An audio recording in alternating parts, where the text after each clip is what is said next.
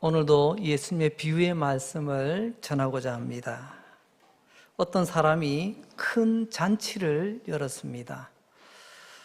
어쩌다가 가까운 사람 몇 명이서 우리 식사나 한번 할까? 이런 자리가 아닙니다. 여러 사람들을 초청하여 벌리는 큰 잔치입니다. 그럼 이걸 보게 되면 아마 이 잔치를 벌리는 사람이 꽤나 좀 여유가 있고 또 많은 사람을 초청하는 거 보니까 꽤나 영향력 있는 유력자다라는 것을 느낄 수가 있습니다. 그러자 많은 사람들이 그 초대에 응하였습니다. 제가 가지요. 꼭 가겠습니다.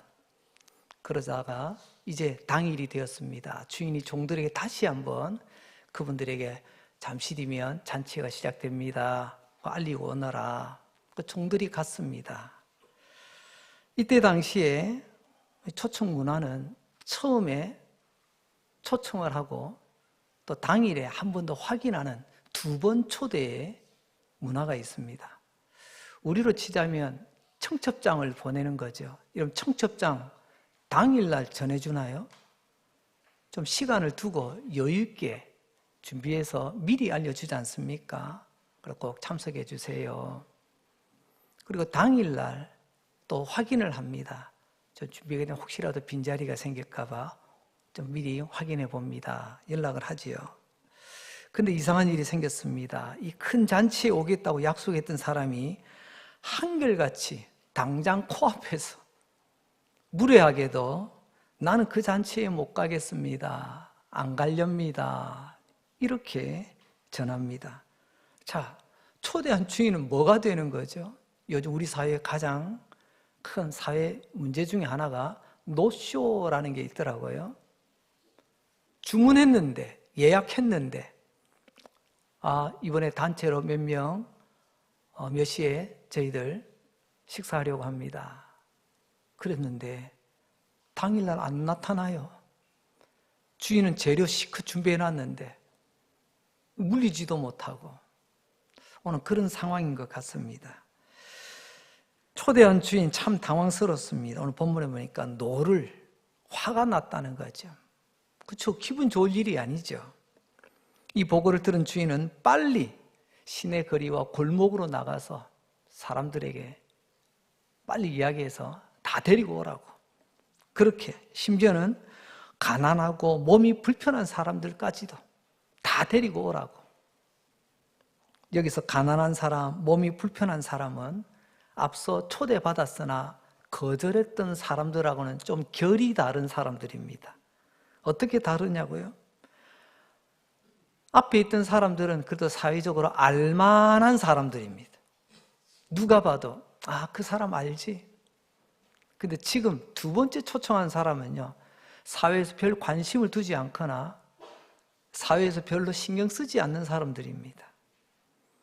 어떻게 보면 하나님 나라와는 너무나도 거리가 먼 것 같은 그런 사람들이에요. 근데 우리의 깜짝 놀라게 하는 이야기는 주인이 포기할 만도 한데 포기하지 않고 잔치를 계속 이어갔다는 것입니다. 이게 오늘 예수님의 비유의 핵심된 내용 중에 하나입니다. 당연히 잔치 안 해. 자, 정리해. 라고 말할 수 있는데 주인은 그럼에도 불구하고 화는 나지만 그러나 그 잔치를 계속 이어가더라. 많은 사람들이 오늘 이 비유를 큰 잔치 비유라고 합니다. 이 큰 잔치, 오늘 본문 누가복음 14장 16절을 보게 되면 이르시되 어떤 사람이, 앞서 말씀드린 이 어떤 사람은요, 부자예요. 또 사회적으로 지역사회에 영향력이 좀 있는 사람처럼 비춰집니다.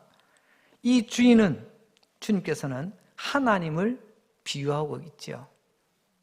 그리고 큰 잔치라는 것은 우리에게 있을 마지막 날에 있을 구원의 잔치를 비유로 말씀하고 계십니다. 구원이 무엇이죠? 구원이란 무작정 오래 사는 게 구원이 아닙니다. 그렇게 치자면 여러분, 지옥에도 오래 삽니다. 지옥에서 죽었더라 이런 소리 들어보셨나요? 지옥은요, 죽지 않고 영원토록 고통받는다는 게 지옥입니다. 그럼 반대로 천국은 뭘까요? 천국도 죽지 않고 오래 가지만 중요한 게 있습니다. 하나님이 함께하는 시간이라는 겁니다. 천국은 하나님과 함께하는 것, 지옥은 하나님 없이 홀로 영원히. 여러분, 우리도 살아가다 보면 때로는 크고 작은 기쁘고 즐거운 일들이 있습니다. 하지만 마지막 날 있을 하나님이 준비하신 이 구원의 잔치보다 더 크고 더 기쁘고 더 놀라운 것이 있을까요? 아무리 우리가 기쁘고 즐거운 일들 조각조각 모아둬요. 이런 말이 있더라고요. 티끌 모아 티끌이다. 모아도 표가 안 난다는 거예요. 마찬가지입니다. 이 땅에도 여러분 크고 작은 기쁨이라고는 하지만 모아도 거기까지입니다. 하나님의 이 구원의 잔치에는, 천국 잔치에는 비교할 수가 없다는 거죠. 오늘 전체 비유를 쉽게 말하자면 우리 하나님께서 구원의 잔치를 열어놓고 사람들을 부르고 계신다는 것입니다. 이 구원의 잔치 열어놓고 이 구원의 기쁨을 우리가 받아 누리도록 하나님께서는 부르고 계시다는 것입니다. 저는 이 대목에서 감사했습니다. 아니, 감격했습니다. 왜냐하면 내가 믿는 하나님 이런 분이시구나. 내가 믿는 하나님, 그 하나님께서는 독야청청 혼자서만 두꺼비같이 입 다물고 계시는 분이 아니시라 우리에게도 하나님의 기쁨, 하나님의 즐거움을 우리에게 베풀어 주시기를 좋아하시는 분이시구나. 우리 하나님 이런 분이십니다. 하나님 기쁨과 즐거움을 독점하지 않으세요. 하나님 우리와 함께 하기를 원하신다는 거죠. 그래서 잔치를 연 겁니다. 주인이 뭐가 아쉬워서 내 돈 들여가며 내 공 들여가며 이 고생을 하겠어요. 우리에게 베푸시려고. 그래서 17절 말씀을 보면 이제 때가 되었습니다. 잔치할 시각에 그 청하였던 자들에게 종을 보내어 이르되 오소서 모든 것이 준비되었나이다. 자, 모든 게 준비됐습니다. 이제 초대했던 손님들이 오기만 하면 됩니다. 그런데 어떡합니까? 앞서 말씀드렸습니다. 당시 초대는 두 번 초대를 가지게 돼 있다. 첫 번째 초대는 16절에 나와요. 일찌감치 미리 청첩장을 보내는 겁니다. 초대장을 보내는 거죠. 이날, 이때, 이곳에서 잔치를 벌리겠더라고. 꼭 참석해 달라고. 두 번째로는요, 17절입니다. 이게 두 번째 초대입니다. 그건 뭐냐면, 이제 문 열기 전에, 시작하기 전에 마지막으로 한 번 더 종들이 초대했던 사람들을 찾아가는 것입니다. 그런데 이제 어떻게 하면 좋습니까? 주인은 당시 관습과 문화대로 초대장도 미리 보냈고, 그리고 지금 이제 얼마 안 남았다고 이제 다시 한번 확인차 종들을 보내었습니다. 근데 앞서 말씀드렸죠. 이 손님들이 못 오겠답니다. 노쇼를 벌린 겁니다. 나는 못 가겠다고. 이런 핑계 저런 핑계 대면서 나는 못 가겠다고. 주인의 입장은 어떨까요? 낭패입니다. 재산상의 손해뿐만이 아니라 준비된 잔치에 아무도 나타나지 않았다. 그야말로 동네 우사 당하는 것 아닙니까?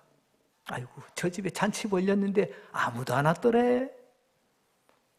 그 당시 이 개인의 명예를 목숨처럼 여기는 이 사회에서 잔치 벌려놨는데 아무도 안 왔다. 이건 그야말로 주인 욕먹는 행위입니다. 어떤 신학자가 이렇게 노쇼를 벌린 이 사람들을 이렇게 불렀습니다. 오만한 손님들이었다.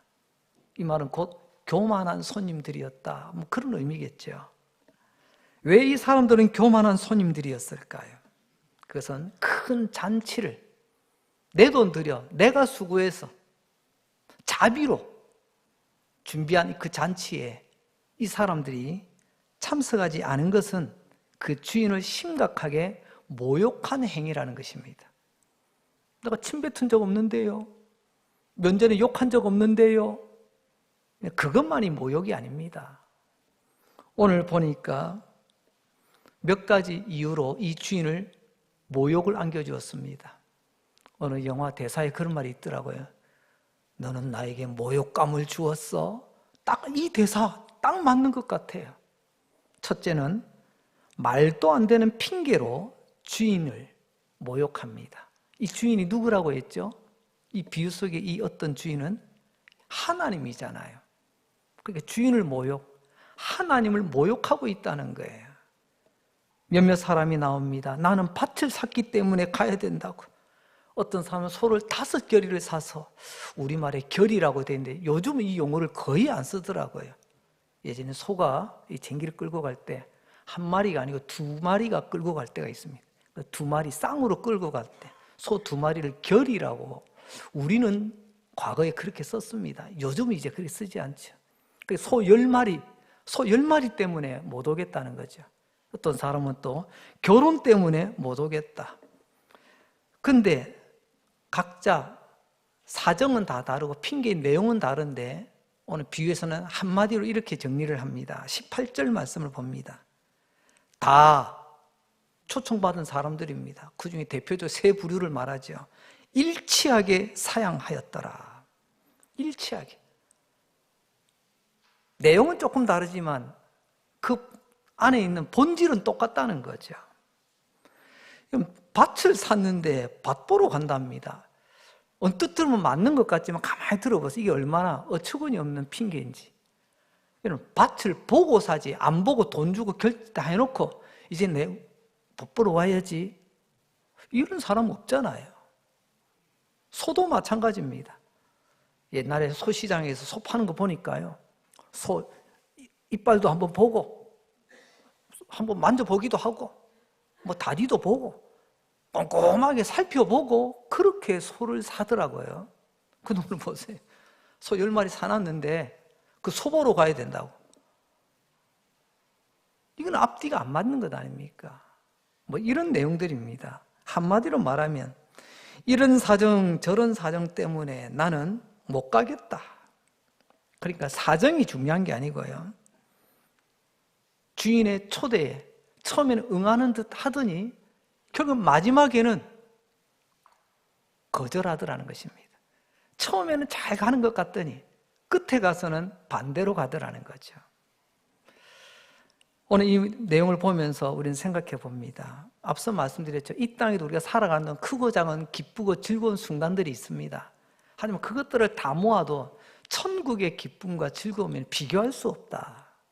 마찬가지로 오늘 하나님께서 우리에게 주신 이 구원의 말씀, 이 생명의 말씀은요, 하나님께서 우리를 위해서 베풀어 주신 이 구원보다 더 크고 더 절박한 게 어디 있느냐, 이 질문을 우리에게 던지고 있는 것입니다. 그렇기 때문에 말도 되지 않는 이 핑계로, 이 핑계 저 핑계로 주인의 초대에 처음에는 응하는 듯 하더니 끝에 가서는 돌아서는 이런 경우들, 이거는 주인에 대한 모욕행위이다. 하나님을 모욕하는 것이다. 두 번째로 주인을 모욕하는 모습은 초청에 수락했는데 거절하는 그 자체가 모욕하는 행위라고 주님은 말씀하고 계십니다. 처음에는 간다고 했잖아요. 그러니까 두 번째 종들이 다시 그 집을 찾아가는 거죠. 온 동네 사람들 다 압니다. 저 집에 며칠 있다가 잔치한대. 온 동네 다 알고 있는데, 그런데 당일날 파리만 들끓더라. 이는 주인을 모욕하는 거죠. 주인에게 수치를 안겨주는 거죠. 주인의 이 큰 잔치를 거절한 이 교만한 손님들은 누구를 말하는 걸까요? 처음에는 초대를 받았으나 나중에는 거절하는 사람들. 이게 바로 이 말씀을 듣고 있는 그 유대 사회의 종교인들을 말합니다.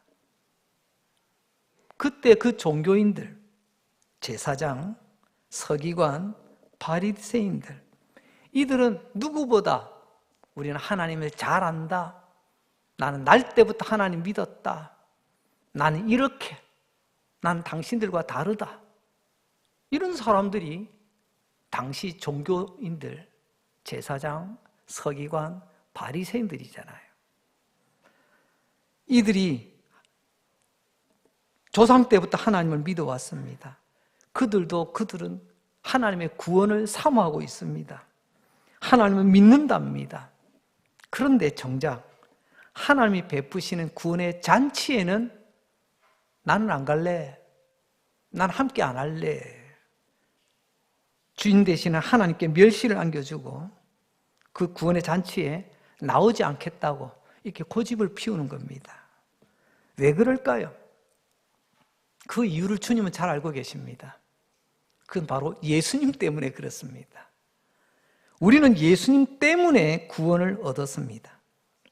하지만 그 사람들은 예수님 때문에 예수를 안 믿어요.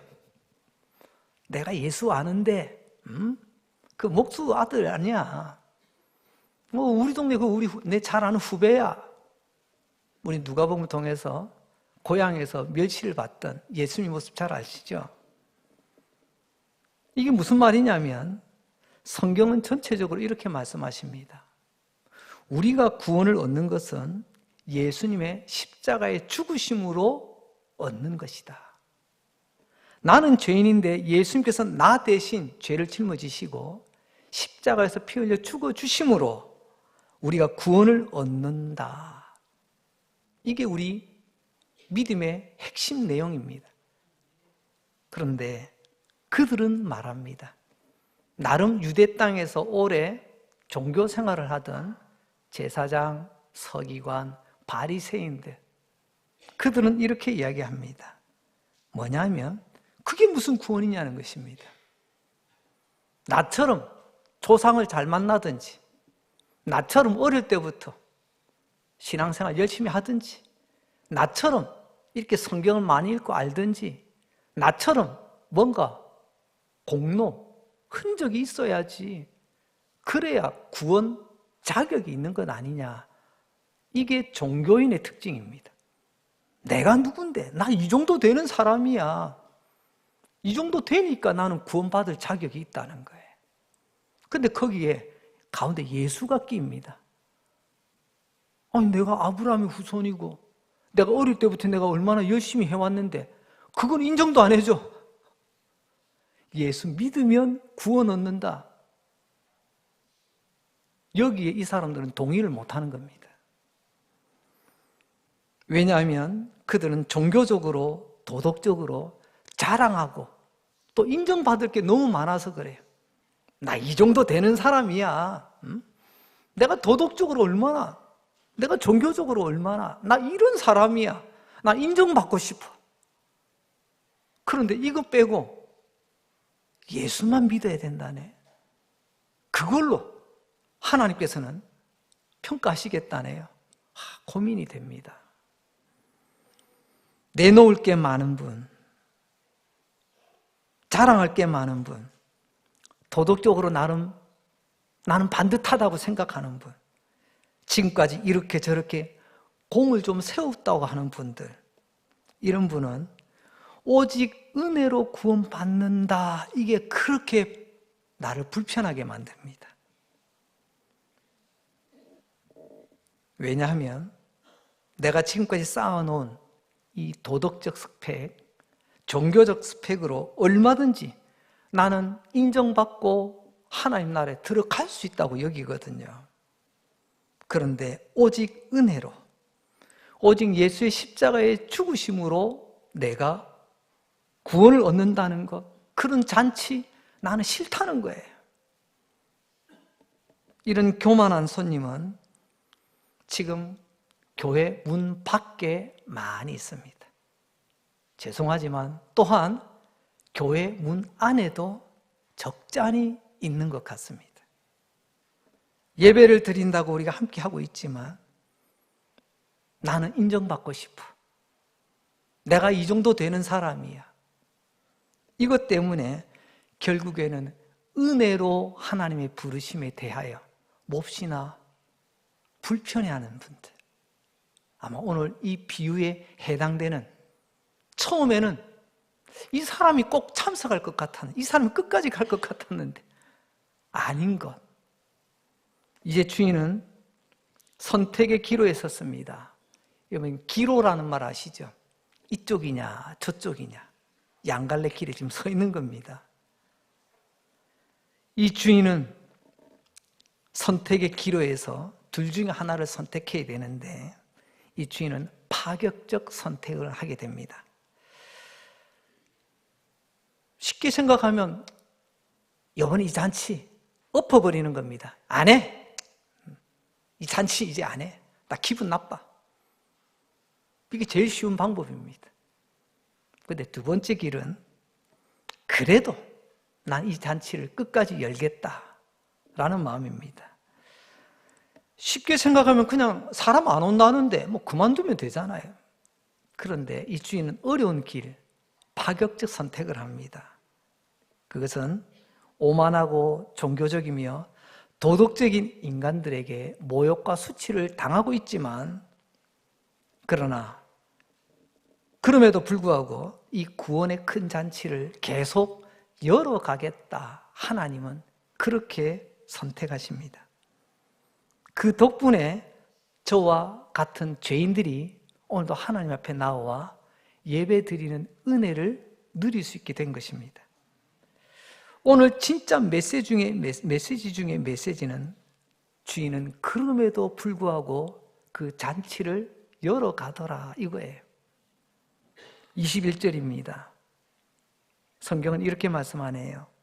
종이 돌아와 주인에게 그대로 고하니 이에 집주인이 노하여 그 종에게 이르되, 보세요, 빨리 시내의 거리와 골목으로 나가서 가난한 자들과 몸 불편한 자들과 맹인들과 저는 자들을 데려오라. 몇 가지 주인의 파격적 행보를 살펴봅니다. 첫째는 관습의 파격입니다. 지금까지는 당연히 2번 초대했습니다. 이게 유대인의 문화였어요.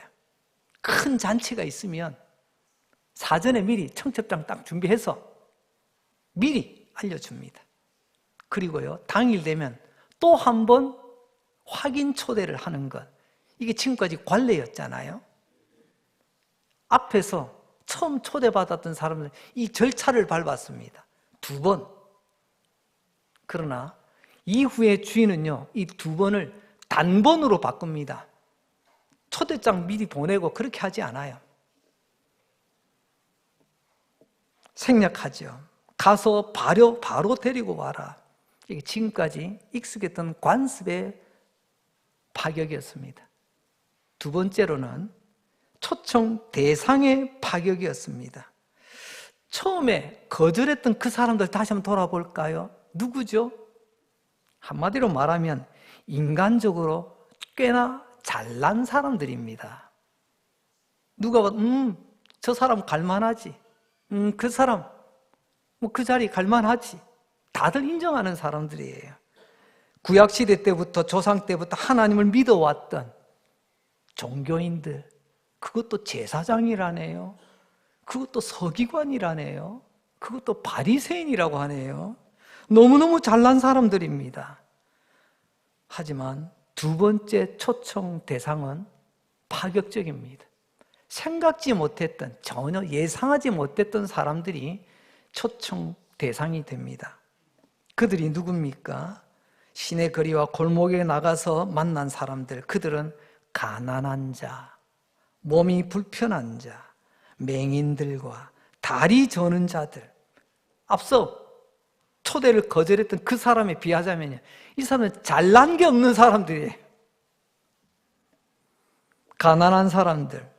당시 가난한 사람들은 하나님께 복을 못 받아서 가난하다고, 이런 미신 같은 생각도 가졌습니다. 요즘도 가끔 보면요, 사이비 이단들이 이런 소리를 합니다. 가난은 죄야, 가난은 하나님의 저주야. 혹시 들어보셨나요? 이단 사이비들이 이런 소리 심심찮게 외칩니다. 여러분, 천국은 부자들이 들어가나요? 아니면 천국은 가난해야 들어가나요? 천국은 우리 소유와 상관이 없습니다. 천국은 오직 예수 믿음으로 갑니다. 할렐루야. 오늘 이 가난한 자들, 그들은 일반인들이 볼 때는 구원받을 가능성이 전혀 없이 보입니다.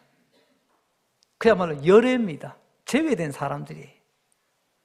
몸이 불편한 사람들이 나옵니다. 맹인들, 다리 저는 자들. 이게 무슨 의미냐면요, 유대 사회에서 종교적으로 몸이 불편하거나 앞을 못 보거나 다리를 전다, 한마디로 말하면 몸에 흠이 있으면, 흠결이 있으면 성전에 나가지 못하는 사람들을 말합니다.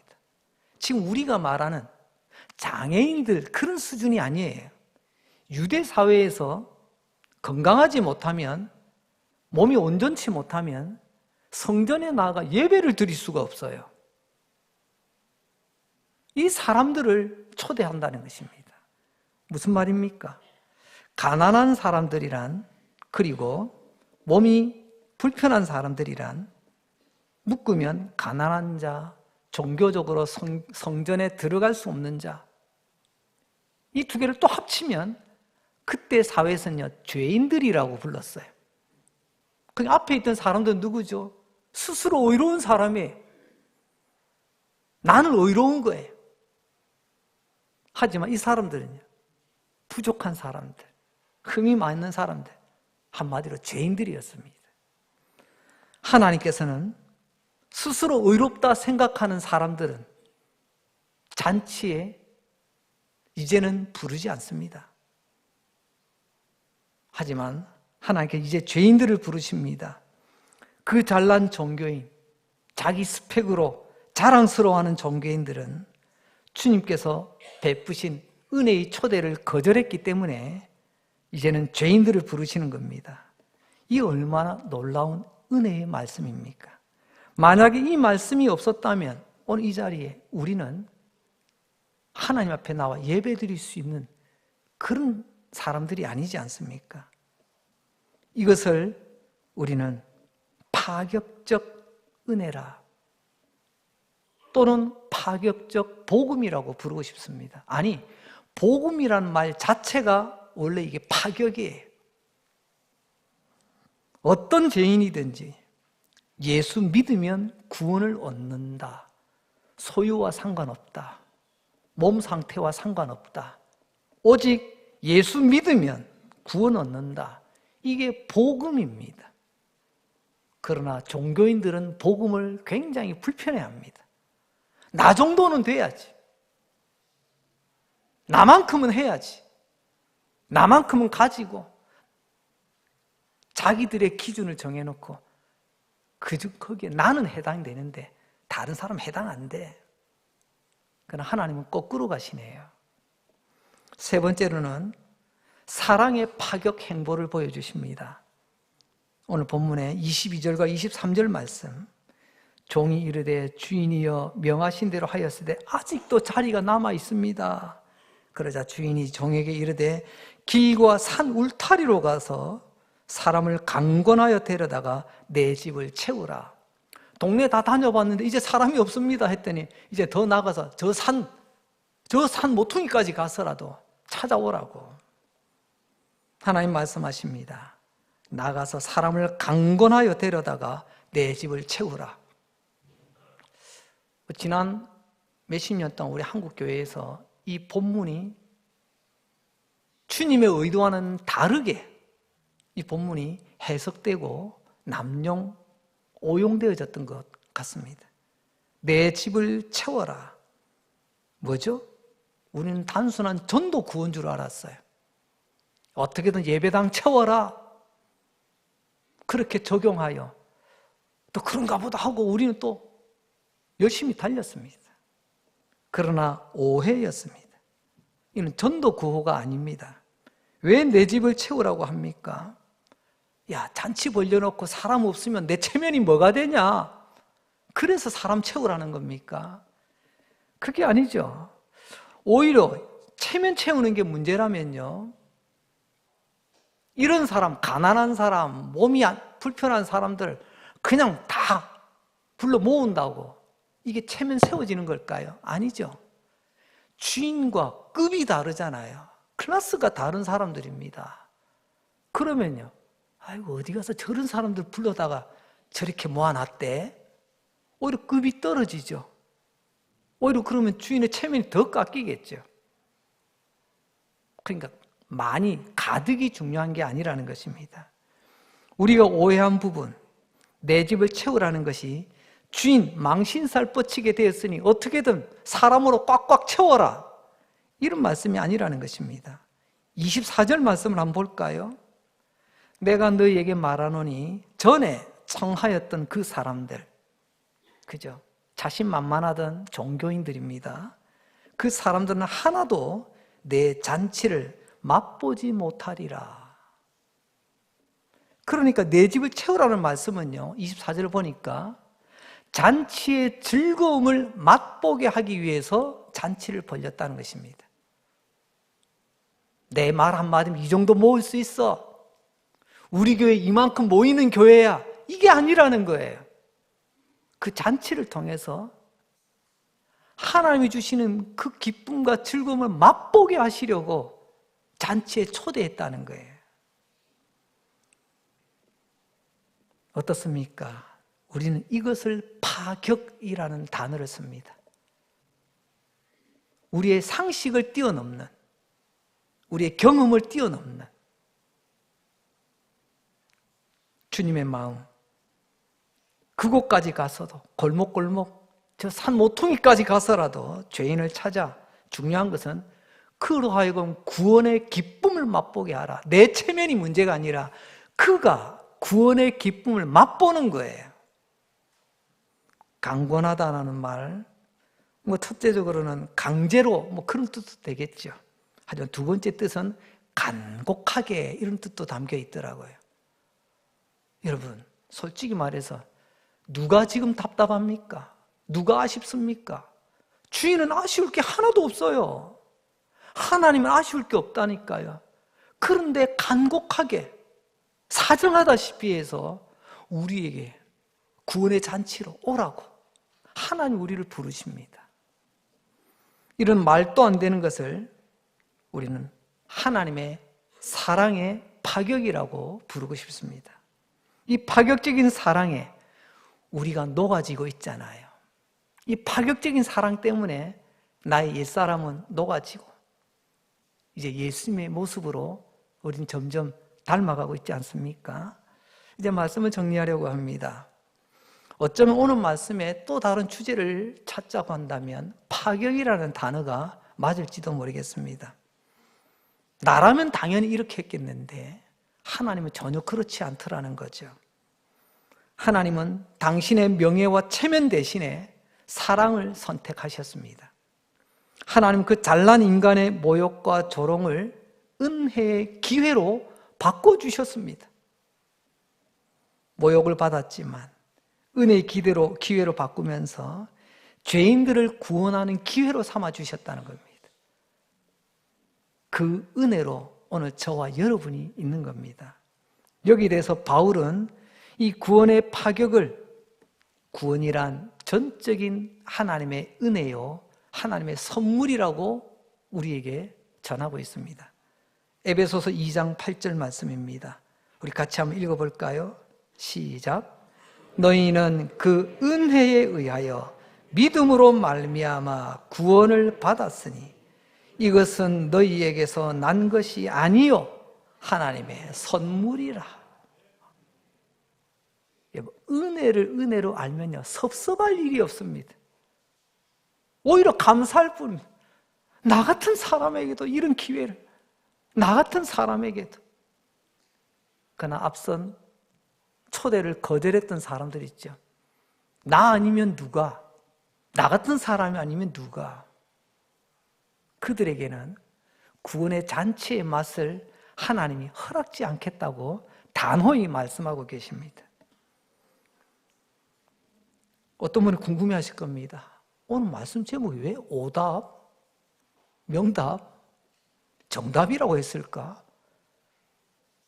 여러분, 오답은 아시죠? 처음부터 틀린 답입니다. 그럼 명답은 뭘까요? 참 들어보니 그럴듯해. 참 말 잘하네. 참 논리적으로. 어떻게 저렇게 말을 잘할까? 그 말 듣고 끝뽕 넘어가는 거예요. 그걸 명답이라고 말합니다. 정답은요, 길고 짧은 게 중요한 게 아니에요. 그게 옳다는 겁니다. 맞다는 거예요. 정답은 정답입니다.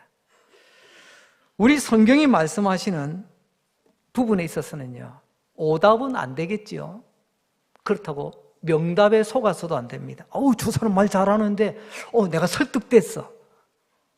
그게 중요한 게 아닙니다. 우리는 정답에 관심이 있어야 됩니다. 우리가 자꾸 현란한 몇 마디 새치혀의 말에 현혹되어 정답에서 멀어질 때가 간혹 있는 것 같습니다. 명답은 정답이 아닙니다. 정답이 정답입니다. 그 말은 곧 뭐냐면 길든지 짧든지 멋지든지 투박하든지 하나님의 말씀만이 정답이라는 것입니다. 우리는 이 신앙으로 천국을 소망하며 달려가는 사람들입니다. 때로는 하나님의 말씀이 오답처럼 들릴 때도 있을 겁니다. 하나님, 그건 아니지요. 내 생각하고는 좀 다른데요. 그건 오답입니다. 그런데 때로는요, 이렇게 저렇게 현란한 말로 우리 설득을 합니다. 그건 명답이 될 수 있습니다. 그러나 우리의 신앙은 오답도 아니고 명답도 아니라 뭐라고요? 정답을 우리는 붙들고 달려가는 사람들입니다. 종교성이 많고 공로가 많고 도덕적이고 착한 사람이 구원 얻는 게 아니라 정답은 하나님의 선물로 주신, 하나님께서 우리에게 선물로 주신 그 선물이 뭐예요? 그 선물이 예수입니다. 여러분, 성탄절의 의미가 뭐예요? 하나님께서 우리 위하여 선물을 주시잖아요. 당신의 아들을, 하나님의 아들을 우리에게 구원의 선물로 주신 거예요. 그래서 우리 성탄절에는요, 선물 나누는 아름다운 전통을 이어가지 않습니까? 하나님의 선물을 우리가 그 하나님의 초대에 응할 때에 예수 그리스도를 믿음으로 하나님 준비하신 선물을 받을 때에 그 선물은 우리의 것이 됩니다. 그 잔치를 우리가 즐기게 되는 거죠.